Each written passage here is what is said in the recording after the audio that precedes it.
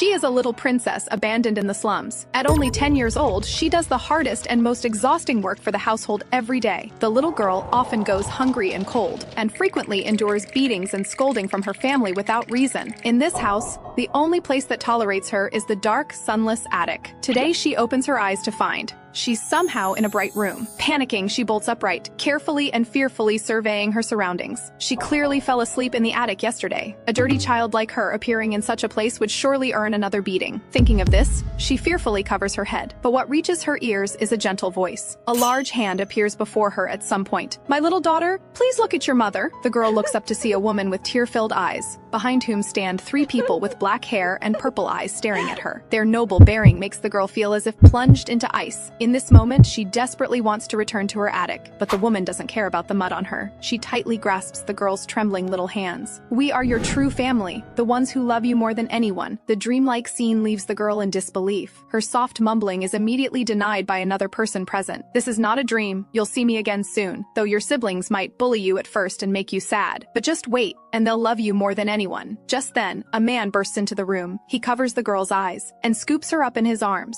This action sparks displeasure from others in the room. "Shouldn't you be preparing for the coronation ceremony? What are you doing here?" And we clearly agreed her ability should only be shown before family. But the man resolutely carries the girl away from the room. He tells the girl that today is the day he becomes emperor and she becomes empress. As the man's hand gradually unveils, a bustling street appears before the girl's eyes. The never-before-seen scene feels unreal to the girl. The man tells her she will walk a great path in the future. Countless people will look at her with respect, and they will love each other and be happy. The girl doesn't understand what he's saying. Years of low self-worth make her afraid to hope. Suddenly, countless golden lights emanate from her body. She turns to ask who the man really is. He only covers her eyes and promises they'll meet in the future. The next moment, the girl is back in that dark attic, though she already knew that beautiful moment was just a dream. Tears of disappointment still fall from the girl's eyes. She bravely wipes away her tears, convincing herself to stop fantasizing about unrealistic beauty. Suddenly, someone pounds violently on the door. The girl's heart instantly jumps. Sure enough, her brother storms into the room the next second. He roars at the girl to hurry and wash today's clothes. His rough manner is completely different from the family in her dream. The girl trembles with fear, tears unconsciously welling in her eyes. But this doesn't evoke any sympathy from him. The only fortunate thing is that today she manages to run out before getting beaten. She places the clothes on the ground and scrubs them hard. From time to time, she has to blow on her frozen red hands for warmth. But no matter how hard she tries, she can't clean the mountain of clothes because their family has no soap at all. The girl scrubs the clothes while recalling the dream. Those people said they were her real family, looking at her reflection in the water. The girl remembers that family all had distinctive black hair and purple eyes like her, but her current family all has brown hair. Could what they said be true? Thinking of this possibility makes the girl's heart flutter, but she immediately dismisses this unrealistic thought. Then she starts washing clothes even harder. After this, she still has to go back to clean and prepare food. Otherwise, she'll surely get another beating from her parents. Just then, a man approaches the girl. He walks up and greets the girl. "Hello, little mute." The girl has no name, and since she never speaks, everyone calls her Little Mute. Seeing that the girl indeed has purple eyes, the man ponders for a moment, then leans in saying he wants to tell the girl something interesting. The girl is very wary of the man. He's Uncle Finn, a thug from the alley. Before the girl can respond, Finn turns and starts talking to himself. A few days ago, his drunk father claimed at the tavern that he had killed a noble. The noble he killed was an adult male who happened to have no knights nearby. But at the time, Finn thought he was just boasting. After all, how could a beggar from the slums defeat a noble trained in swordsmanship since childhood? As he speaks, he hands the girl a blue crystal orb. This tool can test whether someone has magical power. The only nobles with black hair and purple eyes like the girl are from House Aetheron. This family has been a family of mages for generations, so if the girl has magical power, she's very likely from this family. The girl knows nothing about magic. She can't understand how people can conjure water and fire from thin air. Seeing the girl doesn't respond, Finn grows anxious. He wants to teach her but has never seen magic himself. Suddenly, he remembers a saying, "Magic is just a very strong wish." He asks the girl what color she wants the crystal orb to become. The girl instinctively thinks of purple, representing that family from her dream. The next moment, the orb in her palm bursts with incredibly brilliant purple light. Finn weeps with joy. If he returns this child to House Aetheron, he'll surely make a fortune. In his excitement, he kisses the girl's forehead. The strong stench nearly makes him vomit. He tells the girl to go back and take a good bath. He'll come find her soon. As he's leaving, he stops and warns the girl not to tell her family family about this. Uncle will help you find your real family. Back home, the girl stands humbly in the corner. She also wants to sit down and eat with the family, but her father, disgusted by her dirty, smelly body, orders her to get out. The girl doesn't dare disobey her father. Cold and hungry, she hides in the attic again, only able to peek through the tiny door crack at her family's laughter. Having not eaten for 2 days, her stomach is pressed against her spine. But starving is better than being beaten. After who knows how long, it becomes quiet outside. The girl timidly opens the door. She wants to see if her parents left her any leftover scraps. The result is obvious, of course. The obedient girl consciously starts cleaning up the plates. Just then, Uncle Finn leans in through the window to greet the girl. Startled, the girl unconsciously lets go. As the plate hits the ground, the sharp sound makes the girl's heart leap to her throat. She has no time to deal with Uncle Finn at the window. Tears have already filled her eyes from panic. Fortunately, Finn takes the girl away without another word. Seeing the girl's devastated state, he comforts the girl, saying he'll take her to find her real family. The people there all have black hair and purple eyes like her. The girl freezes hearing this. Could it be those people from her dream? She draws 4 stick figures on the ground. Finn thinks these represent the girl's current family, but the girl shakes her head in denial. Then she points to one of them and points to Uncle Finn, circles the remaining 3 stick figures, and points to her own hair. Finn completely doesn't understand what the girl is trying to express. Could it be that because he came late, the girl wants to blow his head off? But the girl frantically shakes her head no. Only after confirming 3 times does Finn realize the single stick figure represents the Duchess. She has brown hair like Finn, while the other 3 symbolize the Duke and the twin siblings. They have black hair and purple eyes like the girl. After getting Uncle Finn's confirmation, the girl's heart starts beating unconsciously. Later, Finn takes the girl to the kingdom's capital. This is the girl's first time leaving the slums. Every blade of grass and tree in the capital becomes a special sight in her eyes. At this moment, Finn notices the girl's dirty clothes, so he takes the girl to bathe. The cleaned girl looks like an elf who has wandered into the mortal world. Finn praises the girl while guessing why that family didn't let the girl bathe. Perhaps they wanted to disguise the girl as ordinary and sell her. After all, a child with her bearing is obviously of extraordinary background. Then Finn throws the girl a hooded coat. After helping her put on the hood, he tells the girl he actually hasn't told the gang about this. If those people knew, it would definitely become a kidnapping incident. Offending nobles would surely cost them their heads, so he hopes the girl can put in a good word for him when she returns home. After settling this, the 2 board a carriage to Duke Aetheron's mansion, but before reaching the gate, the carriage is stopped by guards. The lead knight immediately notices the girl hiding in the back. He rushes over and removes the girl's hood. The next moment, the black hair and purple eyes that symbolize her identity appear before everyone. The knights all shout, "Welcome home, Lady Liliana!" Then the 2 are led into the reception room. Finn appears very nervous. He didn't expect the Duke would personally receive them, while the girl carefully observes him. The man in the main seat is one of those she saw in her dream. The Duke notices the girl's gaze. His stern expression frightens the girl into quickly looking down. Though this person looks like the one from her dream, he's younger now with more frightening eyes. Then the Duke signals a maid to bring a crystal orb. Finn signals the girl to do as she did last time. The girl's heart pounds nervously. She thinks that success was just a coincidence. As time passes bit by bit, the crystal orb shows no change at all, just as the Duke is about to dismiss this as a farce. The Duchess's arrival changes the outcome. When the girl sees who has come, she recalls again the scene from her dream, where the Duchess lovingly called her daughter. The next moment, the orb in the girl's hands shines with brilliant purple light. Both the Duke and Duchess are stunned by the sight before them. Finn weeps with joy and hugs the girl. At this moment, the Duke acknowledges the girl's identity in his heart. After all, this crystal orb only responds to Aetheron bloodline. Then the Duchess takes the girl from the room. After the girl leaves, the Duke's expression turns cold. He orders Finn to tell him everything that happened from now on without a single lie. Meanwhile, the Duchess walks with Liliana down the corridor. She asks how old the girl is. Counting the days, she should be 10 years old. But the girl looks much smaller than a normal 10-year-old, remembering her parents arguing about being tired of her for 10 years. The girl is certain she is indeed 10, but the Duchess still finds it strange, because not only was the previous Duke very tall, even the late Duchess wasn't short. The girl tilts her head in confusion. What does their height have to do with her? The Duchess sees her confusion. She gently pats Liliana's head and explains. The previous Duke was her father, and the current Duke is her uncle. The girl is completely bewildered. The Duchess in her dream clearly said she was her mother. Then the Duchess asks if the girl wants something to eat. The girl looks up expectantly, but doesn't speak. Thinking the girl isn't hungry, she asks about her name. In her memory, her family never called her by name. Only Uncle Finn, who treated her kindly, called her Mute. The girl lowers her head sadly, and the Duchess comforts her, saying she doesn't have to force herself if she doesn't want to say. The girl shakes her head repeatedly, indicating that's not it, until the Duchess carefully asks if she's never had a name. The girl gently nods. The Duchess can't believe the answer. She crouches down and asks, "Why can't I hear your voice?" Meanwhile, the Duke is getting irritated with Finn, who has been talking for ages without getting to the point. The next moment, the Duchess rushes back to ask ask why Liliana never speaks. Under the Duke's stern, threatening gaze, Finn tells them about the girl's home situation. Actually, the girl could speak at first, but because her family abused her for so long, from a certain moment she never spoke again. Hearing this, both fall silent. Meanwhile, Liliana is waiting in another room. She feels lost, not knowing what to do. She can only sit stiffly in a chair, gazing into the distance. Just then, the butler enters. He introduces himself while preparing tea for Liliana.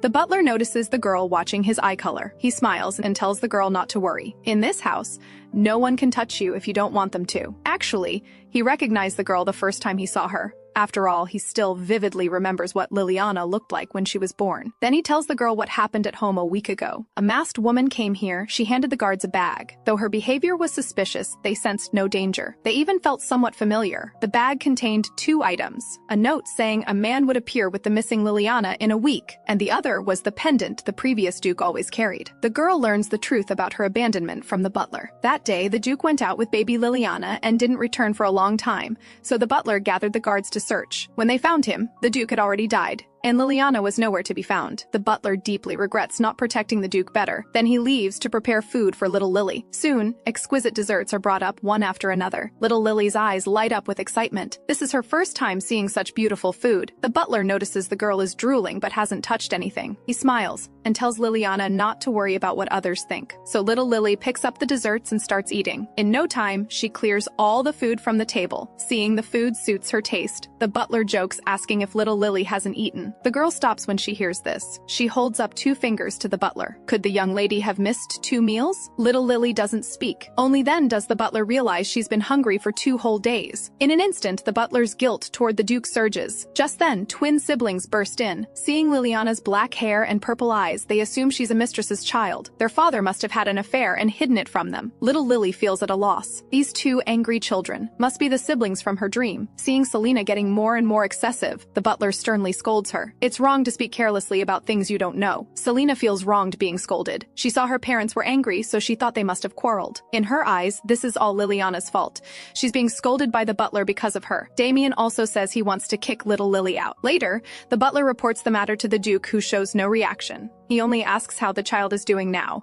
This way of addressing makes the butler realize the Duke's caution. Once he speaks Liliana's name, it means Liliana officially becomes Lady of House Aetheron. Then the butler says apart from some mental issues. Her personality is very similar to the previous Duke. The Duke hands the butler a document. This is what he obtained after turning the slums upside down recently. That child's family is now all locked in the underground dungeon. The shocking text makes the butler grit his teeth. If what the report says is all true, then Liliana's condition is still fortunate. She's merely unwilling to speak and somewhat timid. If it were someone else, they might never dare make eye contact for life. Then the butler resigns from his position as butler to the Duke. During this time, he'd rather stay by Liliana's side to care for her. The next day, little Lily wakes up in a soft, fluffy bed. Everything before her eyes is so wonderful she can't believe it, except for yesterday's little incident. She seems to be disliked by her siblings, but in the dream, her sister said she would love her in the future. Little Lily believes she can wait for that day, because in the past, she was always waiting for her family to change their minds. She opens her mouth to try calling her siblings. Suddenly, the butler's entrance interrupts her. He explains with a smile that he'll teach Lady Liliana how to wash up. At his signal, the maids prepare warm water for washing. Little Lily eagerly puts her hands in. The temperature is just right, completely different from cold stream water. Then the head maid hands her a bar of soap. The girl can't believe soap could be made so beautifully. In her understanding, soap is black. No matter how you wash clothes, it leaves a sour, smelly odor. So the girl can't put down this soap, unconsciously creating a big mass of bubbles. The head maid is happy the young lady likes what she prepared. She reminds her there's still much to learn. The butler cares deeply for the girl. Because little Lily doesn't speak, he gives her pencils and paper to help her communicate. With the help of the head, maid, and butler, little Lily gradually adapts to life in the Duke's mansion. Today, the butler tells her the Duchess will take her to the temple. In the slums, she once heard people discuss it, though no one had really seen the temple. But in her imagination, it's a building so sacred that angels would descend. Thinking about going to such a place, little Lily can't stop the excitement on her face, and it's her favorite Duchess accompanying her. In good spirits, little Lily draws a picture of the Duchess on paper. However, on the other side, the Duchess doesn't look well. She has learned from the doctor that little Lily has severe malnutrition, but compared to physical reasons, the doctor says little Lily's psychological problems are more serious. Because of past abuse, little Lily deeply lacks security. If little Lily feels she might lose the happiness she now has, she could have a mental breakdown in an instant.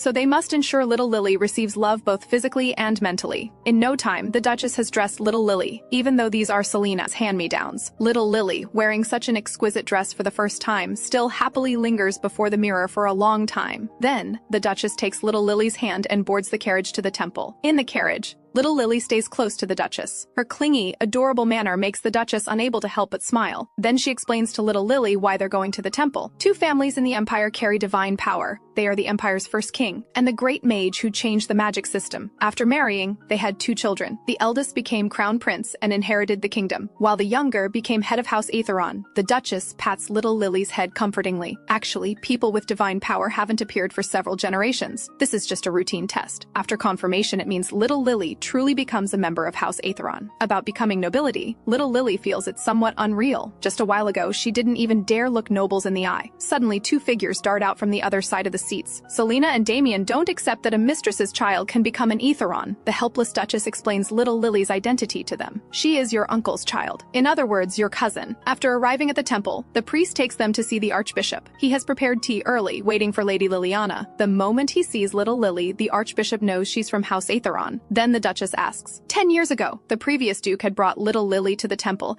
and her abilities should have been confirmed then. But the Archbishop doesn't know the results from that time. It turns out 10 years ago, little Lily's abilities were confirmed by the Pope. Since the Pope needs to remain neutral between the royal family and House Aetheron, he didn't come personally this time. Then the Archbishop has little Lily place her hand in his palm. He begins chanting divine blessings. The next moment, brilliant golden light bursts from little Lily's hands. Both the Archbishop and Duchess are shocked. This undoubtedly means little Lily has received divine gift. Previously, the twin siblings' resonance with holy power was very weak, but little Lily is completely enveloped in holy power. On the way back, the Duchess looks worried. If the royal family learns of this, they'll surely try to control House Aetheron. Looking at little Lily, she suddenly has a thought. Could the previous Duke's death be related to little Lily being a divine gift wielder? Just then, the carriage window suddenly shatters. A sharp dagger pierces through the glass into the carriage. After the attack, all the guards raise their weapons on alert. The Duchess immediately shields the two children in her arms. She shouts for little Lily to come too, but little Lily seems not to hear. She gasps for breath, her mind on the edge of collapse. When her life is threatened, scenes of past abuse flash before her eyes like a carousel. Now little Lily's eyes hold only fear. The next moment, a warm embrace awakens her. The Duchess guides her to slow her breathing, while comforting her that the knights will protect her. Before she finishes, the knight tells them to evacuate quickly. A magical flame is already approaching from afar. In an instant, it burns the carriage to ashes.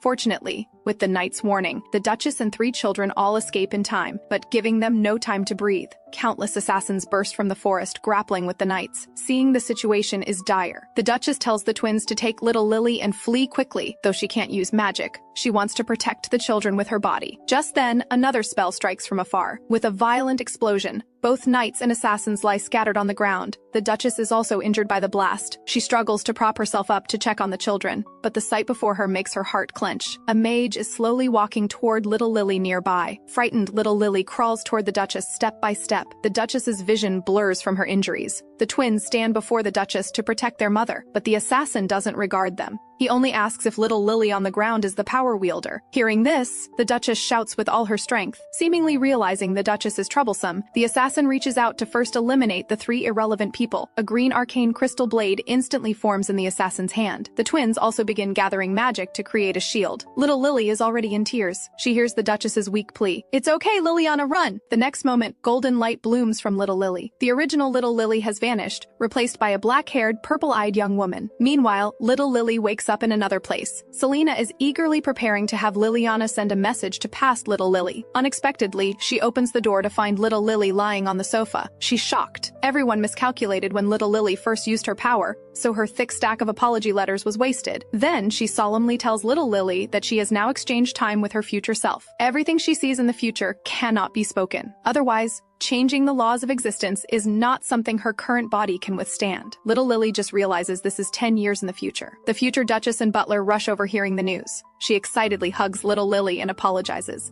Mother back then didn't understand little Lily's feelings. Now Mother has so many things to tell you. She gently cups little Lily's dirty little face. Your name is Liliana, Mother's most beloved little daughter in this world. On the other side, Liliana confidently prepares to handle the battle, though the assassin doesn't know who this suddenly appeared person is. But just to be safe, he still shoots magic at Liliana. Liliana calmly begins chanting. The powerful magic suddenly dissipates as it approaches Liliana, finally turning into flower petals dancing in the air. Then she raises her hand to cast another spell. The distant assassin lets out a piercing scream without warning. His eyes are blocked by some mysterious power. Furious, he draws his sword to kill Liliana. Liliana easily dodges his every attack while precisely capturing the information engraved on his bracelet. After learning the assassin's identity, Liliana mercilessly swings her sword. This sword seems to only wound his hand, but actually severs all the magic-conducting channels throughout his body. Soon, the assassin is easily captured by reinforcements from the Duke's mansion. Liliana turns her gaze to her young siblings. She hugs them both, praising them for being brave. Despite being scared, they still tried their best to protect Mother. Selena immediately blushes but says pridefully, "Of course!" By now, the Duchess has guessed the girl's identity. She tentatively calls out Liliana's name. Hearing this, Liliana excitedly embraces the Duchess for a long time. Tears flow uncontrollably from her eyes. After healing the Duchess, Liliana explains she was summoned by her 10-year-old self. She also tells the Duchess not to worry. She'll handle everything in the future. On the other side, the Duke calls a meeting. After learning about the assassin, the enemy was able to set an ambush in advance on their return. This means they knew little. Lily was a divine gift wielder at least several days ago. The Duke thinks of a worse and more likely answer. 10 years ago, his brother took newborn little Lily to the temple. At that time, the Pope already knew little Lily's abilities, and the only ones who could collude with the Pope for this information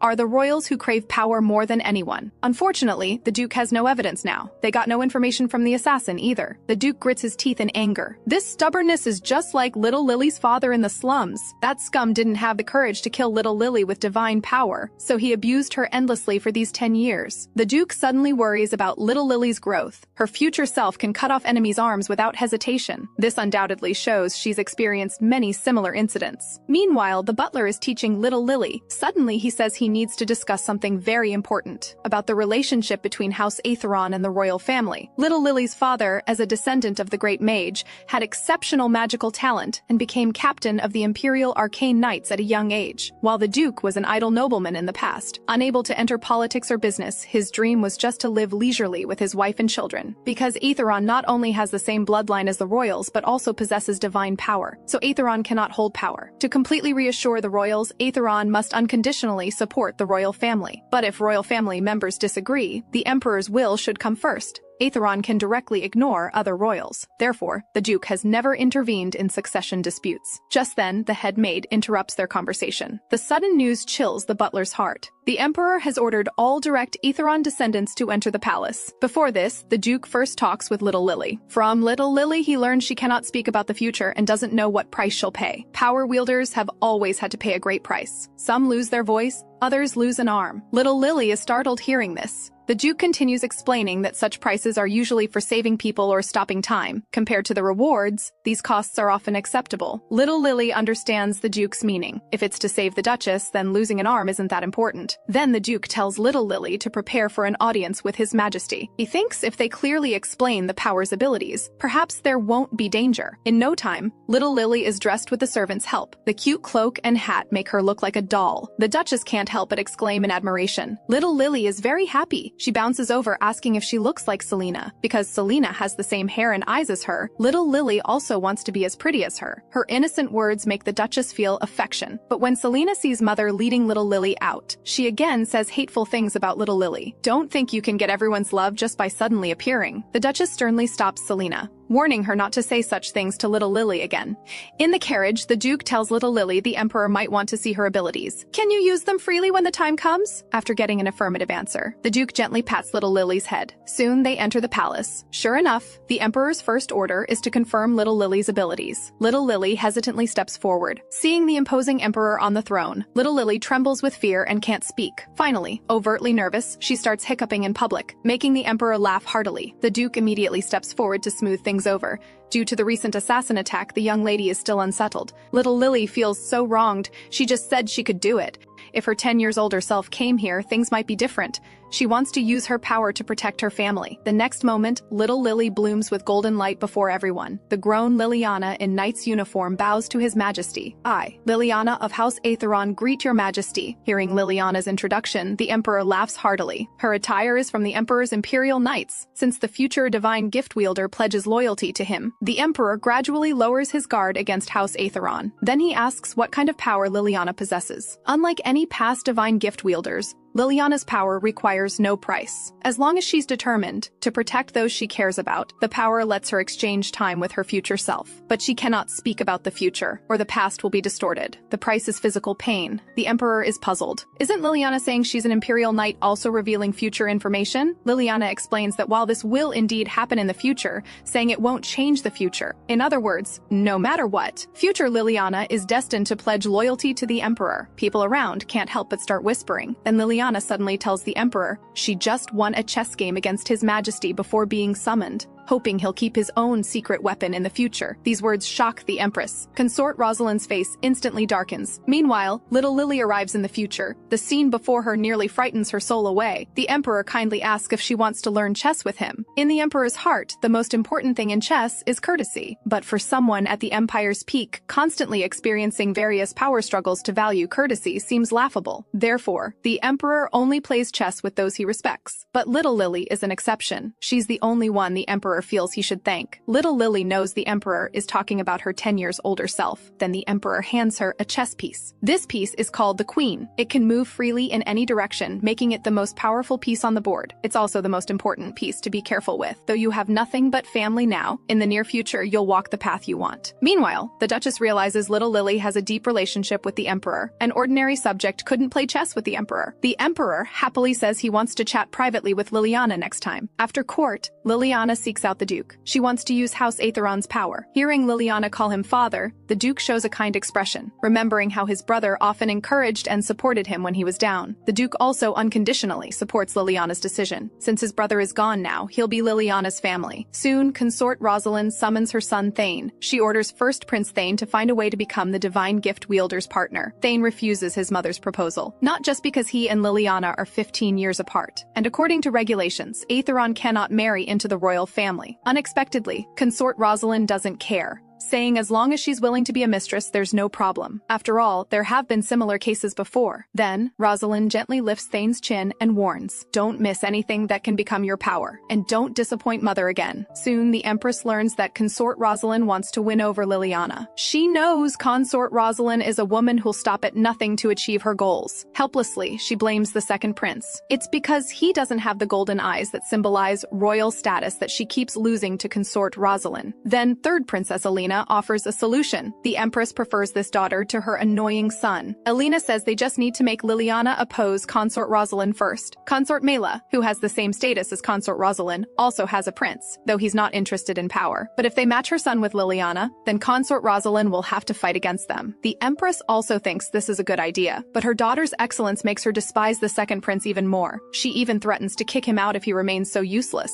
Because little Lily has been studying seriously these days, the Duchess suggests the family go on an outing to relax. But in the blink of an eye, little Lily disappears from Maid Talia's sight. It turns out little Lily's scarf was blown onto the ice. Even though it's dangerous, she wants to try to retrieve it because this scarf is a gift from her mother. It's also Mother's recognition of her hard studying. Just then, Talia notices little Lily on the ice. She shouts for little Lily to stay where she is and not move. At this moment, little Lily is only 2 steps from the scarf, just as she's about to pick it up. A strong wind suddenly blows. Losing her balance, little Lily falls directly into the lake. The maids and knights on shore are all startled, while little Lily in the lake passes out completely. When she wakes up again, she hears her mother arguing with the knight. The knight tells the Duchess that no normal person would stay still while drowning because everyone has survival instincts, But the young lady showed no signs of struggle at all. He warns the Duchess that even if the young lady is close to her family, it might not be enough to spark her will to live in the future. The Duchess finds this hard to accept, but the night reveals another cruel truth. The young lady fell into the lake because of Lady Selina's wind magic. The series of revelations leaves the Duchess slumped in her chair. Just then, Talia rushes in urgently. She grabs the Duchess's hand, defending Lily. The soap her young lady treasures would suddenly disappear. Her lady would often trip inexplicably during walks. Though she can't sense the flow of magic, her lady clearly knows but chooses to endure it silently. Hearing this, the Duchess sways unsteadily. Listening to the anxious voices inside, Lily on the bed falls into deep self-blame. All of this happened because of her. The next moment, Lily wakes up in another room. Opening her eyes, she sees her sister from 10 years in the future sitting by her bedside. Selina lovingly strokes Lily's cheek and apologizes. "When we were young, I did so many wrong things, though the future you has forgiven me, but I wasn't the one involved back then, so to see little Lily in this state again, I feel truly blessed." As she speaks, tears flow from Selina's eyes. Lily gently wipes away her sister's tears, but the kinder she acts, the more guilty Selina feels. She explains that during the assassin attack she saw someone die for the first time and feared that mother and family would be killed too. That's why she blamed everything on Lily. Afterwards, she always regretted these things, agonizing over why she didn't notice Lily's wounds in time, why she kicked her sister when she was down, why she didn't cherish her sister more. Hearing Lily's forgiveness, Selina holds her sister tightly, unable to contain herself, swearing she'll become the person who loves her sister most in the world. Meanwhile, a blinding golden light awakens Selina. She sees future Liliana greeting her. Selina nearly faints in shock. Without waiting for Selina's permission, Liliana plops down on her bed. Selina irritably tells Liliana to go back to 10 years in the future. She doesn't acknowledge being Liliana's sister, nor does she like this sister who suddenly appeared. But Liliana says she likes her sister, because in my heart, you're a very brave person. Even if you hate me now, it's okay. And don't feel sorry in the future. If I miss you, I'll come visit occasionally. Before leaving, she mentions she left a gift, but Selina finds it puzzling. The next moment, the dark room is illuminated by beams of golden light. Selina's stubborn heart gradually softens. Meanwhile, the Duchess tearfully tells the Duke about what happened between the children. She originally couldn't believe Selina would use magic to bully others, but just now Selina not only confessed to bullying Lily, but also tried to persuade Damien to join in. Suddenly, a cry of mother interrupts their conversation. Liliana rushes into the Duchess's arms, nuzzling affectionately. The Duchess tells Liliana, "If Selina still hates you in the future, I hope you'll tell us without hesitation." Liliana tells her mother not to worry, because sister said she's the one who loves me most in this world. Sister only did these things because she was afraid mother would die because of me. Tears well up in the Duchess's eyes. Even so, Selina shouldn't have blamed Lily. "Weren't you afraid at the time?" Liliana explains it was nothing. In the slums, people die of hunger and illness every day. Besides, sister is still young now. Mother should go comfort her quickly. After saying all this, Liliana is about to return to the future. After bidding farewell to the Duke and Duchess, Lily appears before them. She also believes her sister won't hate her forever. Later, the Duchess carefully pushes open Selina's door. Selina is immersed in Liliana's magic. Her mother's sudden arrival startles her. The Duchess strokes Selina's cheek and asks if she wants to sleep together so she won't be scared at night. Selina nods. Then the Duchess listens to Selina's thoughts. Soon after, because of Lily being bullied, the butler, while standing up for her, realizes that Lily urgently needs to learn magic. But the maid Talia seems worried. After all, the butler, like her, is an ordinary person who can't use magic. The butler says he's doing this to prevent the young lady from being hurt again. Besides, he believes even if Lily learns magic, she won't rashly use it to hurt others, considering the rule that House Aetheron cannot learn magic without royal permission. The butler promises he won't break any laws, but he needs to teach the young lady basic knowledge about magic. If Lily happens to be naturally gifted and accidentally learns it, that can't be helped. Talia is shocked. How is this different from teaching magic? Soon, the butler vividly explains the 3 forms of magic, but all of them require having magical power. Lily raises a question. Why can Talia use the magical lamp without having magic? The butler is moved to tears by Lily's intelligence. He explains it's because the maker inscribed natural magic into the lamp beforehand, so even without magic power, one can use magical items. Seeing Lily's aptitude, the butler prepares to start practical training. Soon they arrive at the courtyard. Before starting, the butler specifically instructs Lily that she accidentally used magic because she was afraid of bugs. Lily straightforwardly says she's not afraid, so the butler changes his story. The maid Talia is afraid of bugs, and the young lady naturally learned magic to protect her personal maid. Seeing the butler getting too carried away, both Lily and Talia are speechless. Then Lily, following the butler's instructions, starts sensing the flow of magic. Soon, she sees magic densely distributed all around. The butler reminds her the next step is to imagine how to use it. Lily closes her eyes. She instinctively thinks of a fireball that burns everything to ashes. The scene when she and her mother were in danger is vivid in her mind. In an instant, a roaring flame forms in front of Lily. Both the butler and Talia are scared out of their wits. The next moment, flames pour out. In just an instant, more than half the courtyard is burned. The Duke's face darkens when he learns the family's historic courtyard has been destroyed. He can't believe the loyal and honest butler would do such a thing. Now it's only a matter of time before news of the fire at House Aetheron reaches the royal court. If someone uses this against them, it'll be troublesome. So the Duke publicly declares Lily is a 1 in a million genius. If others ask how she did it, say Lily accidentally used magic on her own, never mention someone taught her. The Duke tells Lily to come with him to the palace. Better to confess first than be confronted. Then Lily shyly expresses what's on her mind. She wants to become stronger than that mage, so next time she can protect her mother herself. The Duke gently explains, "You did protect mother, though it was the you from 10 years in the future." Lily blurts out without hesitation, "Then I'll become stronger than my future self." Seeing Lily's determined eyes, the Duke smiles with relief. He tells Lily that protecting everyone is his responsibility as head of the family. In the future, Lily just needs to find ways to surpass her future self. Soon, the Duke brings Lily to the palace. The Duke is about to explain for Lily, but the Emperor stops him. He wants to hear Lily speak for herself. Lily innocently says she didn't expect magic to be so simple. After speaking, she turns to the Duke to see if she said the right thing. The Duke breaks into a cold sweat at Lily's words. The Emperor doesn't believe magic can be used so easily. He asks Lily if someone taught her. Lily nervously says no, about to give the ridiculous excuse about Talia being afraid of bugs. Fortunately, the Empress can't stand it anymore, pointing out it's absurd that Lily can use magic freely without learning it. After all, even the great mage Aetheron had a teacher. She suspects future Liliana secretly used magic. Lily stammers, not knowing how to explain. Then Consort Rosalind speaks up against the Empress. She doesn't think the future lady has any reason to burn down her own courtyard. Then the two rivals start bickering in public. The Empress insists someone secretly taught Lily magic, while Consort Rosalind mocks the Empress for being too harsh on young people, knowing future Liliana will pledge loyalty to the Emperor, yet still making things difficult for her. Seeing the Empress about to lose control, the Emperor timely stops their drama, and just as he's about to conclude the matter, a minister proposes a solution. Just have the young lady demonstrate magic publicly. This way they'll know if the Empress's suspicion is correct,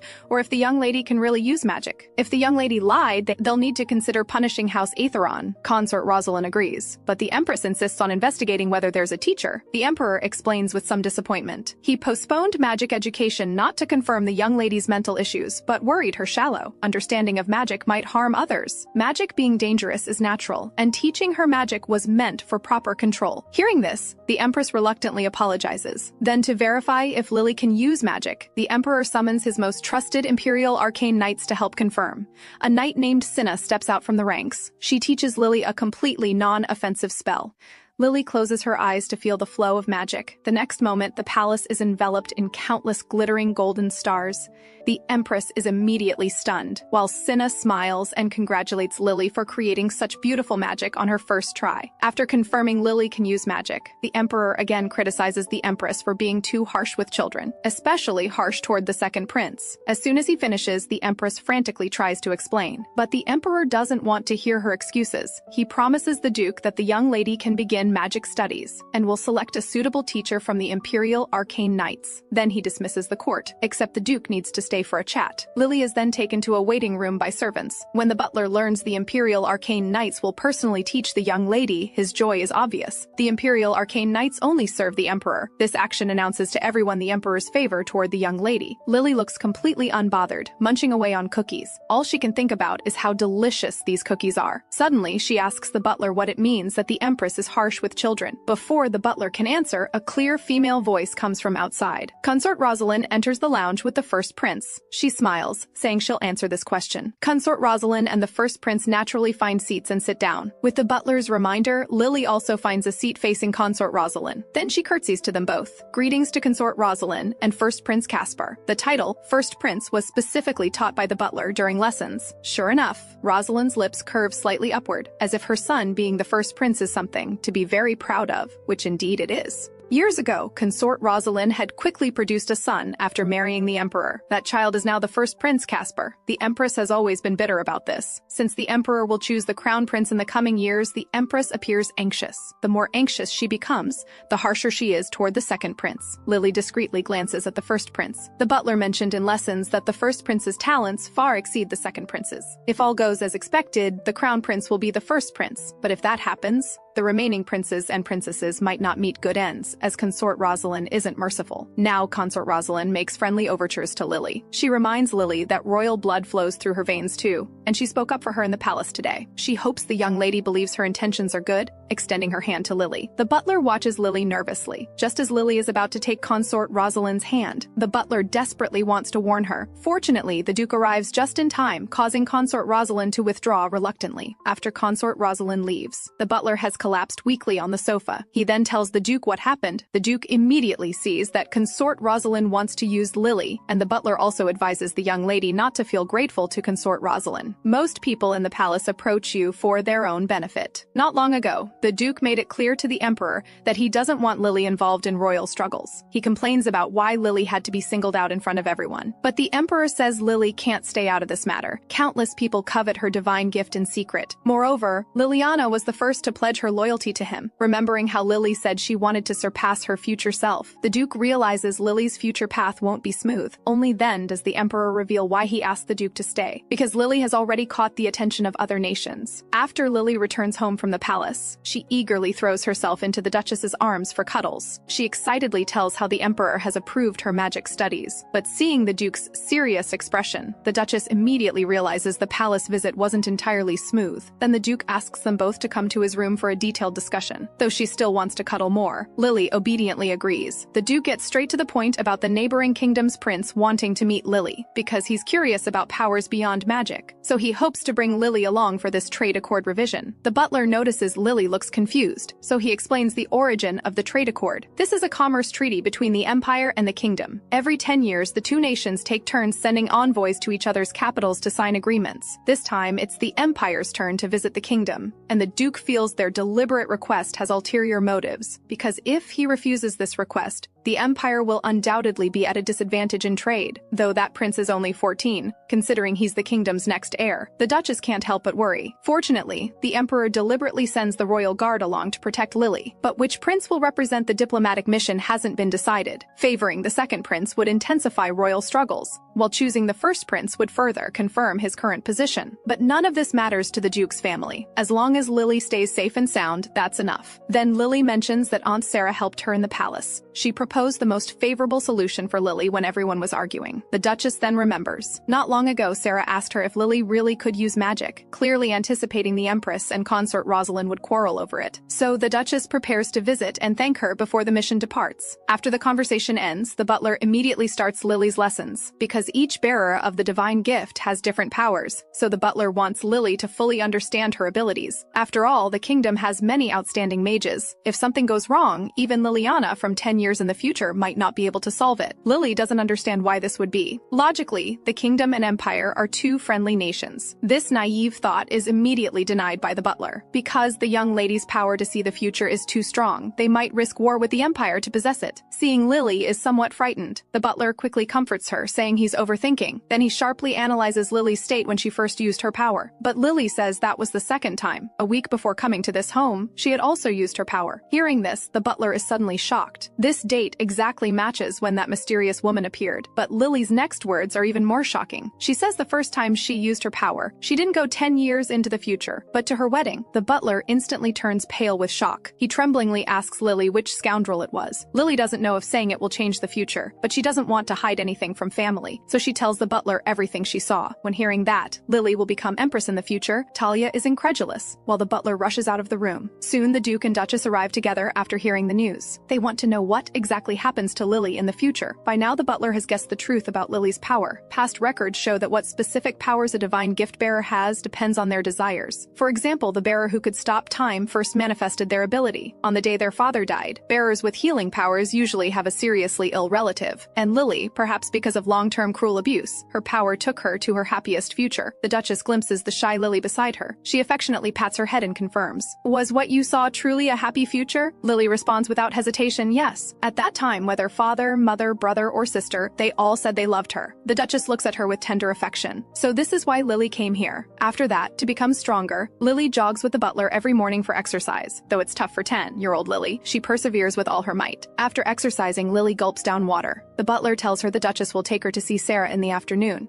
She hears Sarah is the 8th prince's mother, but Lily doesn't have much impression of the 8th prince. After all, during palace visits, first Prince Caspar always attracts more attention. Mentioning princes, the butler's face suddenly turns dark. If Lady Liliana becomes empress in the future, could it be those princes several years older who stole his little Lily? Thinking of this, the butler loses control of his emotions. While the butler is having his fit, Lily wanders the courtyard alone. Suddenly, she sees her brother and sister in the distance. Lily excitedly runs over to greet them. In stark contrast to Lily's enthusiasm, Selina looks disgusted when she sees who it is. Finally, she simply turns and leaves. Damien gives Lily an apologetic look, then chases after Selina, leaving Lily standing there alone, hurt. The butler arrives just in time to witness everything. He comforts Lily that things will get better. After all, future Selina made a promise to you. Hearing this, Lily rallies and recovers her fighting spirit. She turns to throw herself into another round of training. But watching Lily run, the butler knows she hasn't completely let it go, just putting on a brave face. In the afternoon, the Duchess takes Lily to the palace. She mentions they might meet the 8th prince this time. Since Lily and he are similar in age, they might become friends. Soon, the carriage reaches its destination. But the one who steps out of the carriage is Liliana from 10 years in the future. All the guards and servants present are shocked. Sarah's personal maid Rachel carefully asks, "Should I address you as Dame?" Liliana accepts graciously. Then they are led into the lounge. The moment she sees Liliana, Sarah's face is full of surprise. After exchanging greetings, Liliana awkwardly explains. Young Lily still can't control her power well, so she gets summoned from time to time. Sarah is about to invite them to sit when she suddenly remembers her precious son. She introduces Nicholas to the Duchess and Liliana. Liliana properly curtsies to the 8th prince. Sarah tells her son to greet them too, but the little golden-haired boy remains silent. Liliana doesn't mind at all, even praising that though Nicholas looks small now, his bones will develop well later. He'll grow as tall as the 2nd prince. This is undoubtedly good news for Sarah, as she's always worried about Nicholas being smaller than his peers. She invites everyone to sit in the courtyard. Liliana tactfully reveals information about the future. When Sarah mentions hoping her son can make more friends, Liliana looks somewhat awkward. Seeing this reaction, Sarah has to accept reality. Then the Duchess and Sarah exchange parenting experiences, while Liliana teases Nicholas. "Do you know how tiny and cute you are right now?" Nicholas finally reacts to this. Liliana quickly extends her right hand, showing him her palm. These nail marks show her night shift anger, proof of her powerless subordinate's nightly frustration. Nicholas doesn't understand what this woman is saying, but when he hears Liliana mock him as weak, no match for her, Nicholas's eyes instantly turn fierce. He's about to confront Liliana. The next moment, golden light shines from her. Lily and Liliana each return to their own worlds. The Duchess asks Lily where she went. Lily excitedly says she ate lots of sweets. She doesn't know where she was, only remembers someone named Rachel was very nice to her and prepared lots of food. Everyone then turns to look at the maid Rachel in the distance. Rachel nervously waves her hands, saying she doesn't know anything. Lily is still savoring the sweets she just had. Looking up, she sees an angry boy glaring at her. Though to Liliana, Nicholas poses no threat, but Lily is quite frightened by his glare. On the way back, the Duchess warns her not to speak of the future anymore. Lily says she's fine, but the Duchess still worries she'll be hurt, hoping Lily's world will always be filled with beauty. But such a personality might be exploited by those with ulterior motives. Then, the Duchess asks how things went with the 8th prince.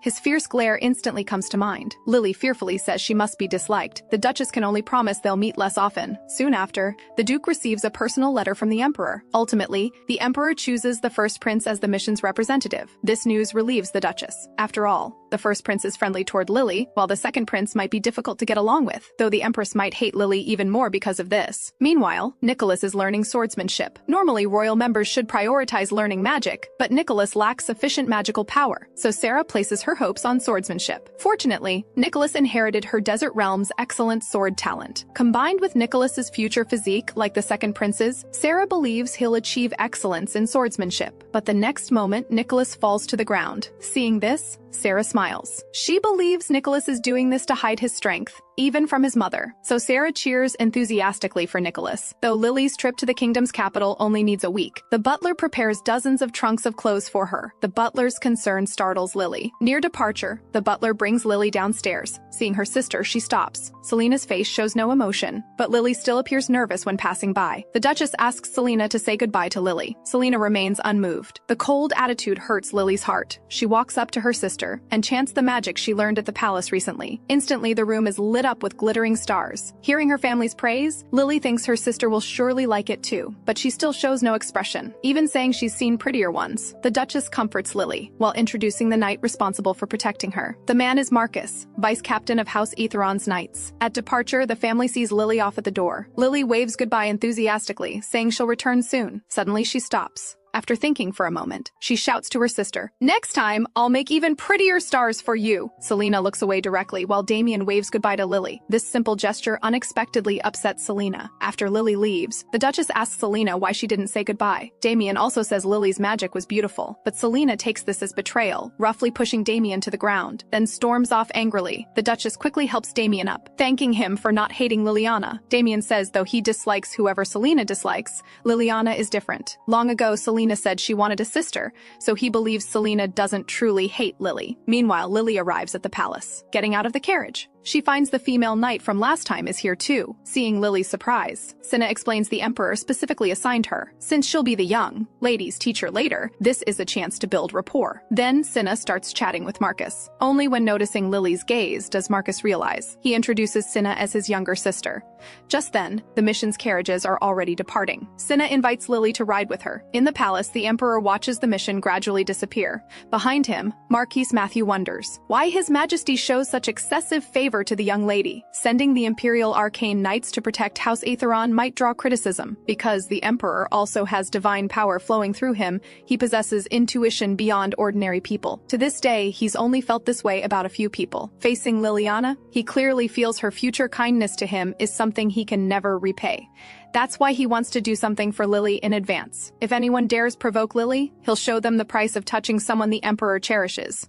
Now the carriage heads into the deserted mountain forest. Lily feels confused. Then Cinna explains there's a teleportation portal to the kingdom hidden in the forest. Though the Empire and Kingdom are allies now, to avoid being caught off guard, both sides set up teleportation circles at a distance from their capitals. Later, Lily boredly plays with her hair. Cinna asks with a smile why she doesn't ask about magic. Could it be the young lady doesn't want to learn magic? Lily explains she thought she couldn't ask casually before formal education. She tells Cinna she really wants to become strong enough to protect her family alone. Then Lily asks Cinna another question. A knight once said she lacks survival instinct. She wants to know if she really has mental issues. Cinna has heard about this incident. She's also curious why the young lady didn't struggle after falling in the water. Lily explains she believed the knights would save her, as knights are amazing people in her mind. Cinna is surprised the young lady is so rational. She suggests Lily find goals to fulfill herself in the kingdom, as it's truly a nation of mages. Soon it's lunchtime. Marcus looks troubled. The first prince and sixth prince want Lily to dine with them. Cinna face palms, defending Lily. She wanted to chat more during lunch, but the princes even interfere with this. Lily tells Cinna not to worry. She's learned plenty of table manners from the butler. Soon Lily is eating lunch properly. The first prince's sudden question startles her. How is it? Is the food to your liking? Lily wipes her mouth and says it's delicious. Turning her head, she meets eyes with the handsome, golden-haired, golden-eyed first prince. She quickly looks away, having thought the first prince didn't talk much, surprised he'd initiate conversation. Meanwhile, sixth Prince Jared on the other side seems more composed, single-mindedly focused on eating. Then Marcus approaches with a worried expression. Lily asks what happened, but Marcus's gaze shifts aside, clearly mindful of the two princes present. The first prince orders him to speak directly if there's a problem. As the mission's representative, he needs to know. After hesitating, Marcus tells them, the young lady's carriage has been sabotaged and can't depart immediately. Since it can't be fixed quickly, he's thinking of having the lady ride in the maid's carriage. Hearing this, Lily feels a trace of unease, but the first prince smiles. He immediately understands. This is his mother consort Rosalind's doing. The purpose is to have the young lady ride in the same carriage as him. He then asks Lily which of them, him or Prince Jared,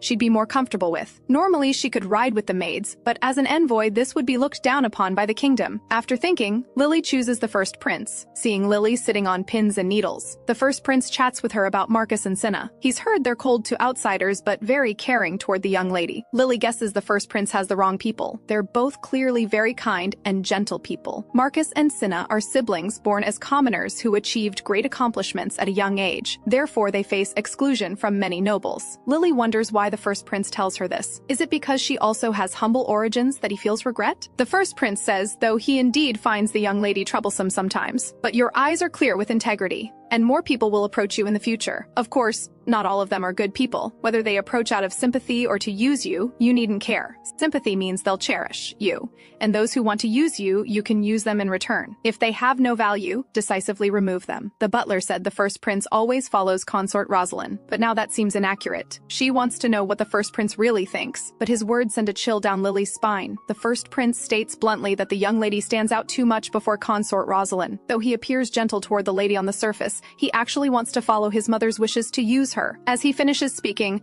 golden light shines before the first prince. Young Lily has disappeared. Liliana faces the first prince with a serious expression. Because the palace is full of the first prince's informants, he's long known Lily occasionally uses her power. Consort Rosalind saw this opportunity to have the first prince share a carriage with Lily, possibly getting information from Liliana. Having his intentions exposed, the first prince's expression turns cold, but he immediately recovers and starts chatting with Liliana. Lady, you speak so confidently, it seems we chat often, though I'd love to keep talking with you, but from your attitude, we seem like enemies. Hearing this, Liliana's eyes waver slightly as she says she can't hate His Highness. Meanwhile, Lily encounters the future first prince. She hears the guards outside addressing the first prince as Crown Prince. Before Lily can speak, the first prince starts lamenting. Previously, Liliana absolutely refused to let him meet young Lady Lily. And after being rejected 20 times, he didn't expect it to happen so suddenly. Lily wonders why the first prince isn't using formal speech anymore. The first prince casually explains, "After you grabbed my collar, our relationship became closer." Lily is shocked. Did she grab the first prince and beat him up? As for why I want to see you, there's something only the lady from 10 years ago can do. He hopes Lily will help convey something from the future. If saying it won't change the future, then Lily won't need to pay a price. But the first prince's message concerns someone's life. Changing the fate of someone meant to die will distort future laws of survival. Lily doesn't know what price this requires. The person to be rescued was the crown prince's mother, consort Rosalind. Little Lily asked the other what to do. Unconsciously, the steward's warning surfaced in her mind.